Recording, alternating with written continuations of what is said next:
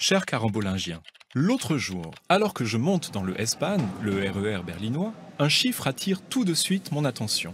1 000 euros.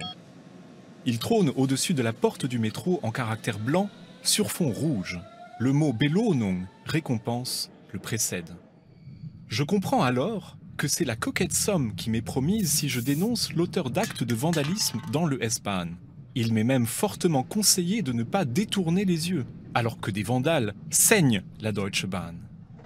Plus de 5 millions d'euros sont dépensés chaque année par l'entreprise pour réparer les dégâts causés par des passagers malveillants dans les trains allemands, m'assure le message promotionnel. Cette incitation officielle et revendiquée a choqué le Français que je suis, à qui l'on a expliqué dès l'école que la délation était moralement répréhensible.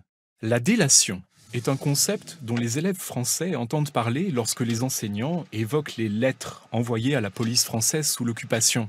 Des lettres qui ont mené des milliers de familles juives dans les camps de concentration. La délation est un acte difficilement dissociable de la Seconde Guerre mondiale et de ses lâchetés antisémites. À tel point que même dénoncer un camarade de classe auprès d'un surveillant ou de la maîtresse, parce qu'il a par exemple volé la gomme de son voisin, est considéré par de nombreux écoliers comme une traîtrise. Pour eux, c'est un comportement de rapporteur qui confère immédiatement le statut de paria en cours de récréation. Pourtant, à ma grande surprise, l'affiche du wagon de Berlin présente la dénonciation comme un acte civique.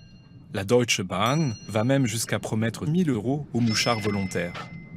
Les communicants de l'entreprise allemande, eux, préfèrent le terme de témoin. Depuis le lancement de la campagne en 1998, 900 témoins ont ainsi été récompensés de leurs efforts, assure-t-on à la Deutsche Bahn.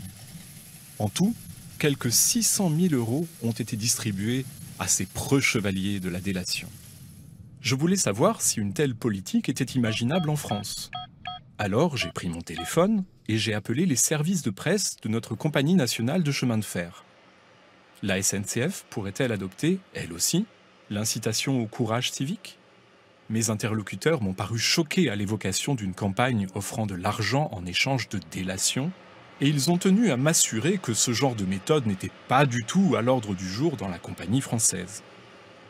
Certes, la campagne « Agir contre les incivilités » de la SNCF rappelle un peu le ton moralisateur de l'affiche allemande. Il s'agit d'une campagne d'affichage qui rappelle aux Français qu'il n'y a pas de petite incivilité.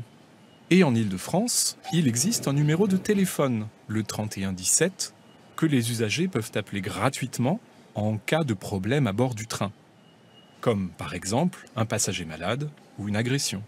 Mais, différence notable avec les campagnes allemandes, dans un cas comme dans l'autre, aucune somme d'argent n'est promise aux balances ferroviaires.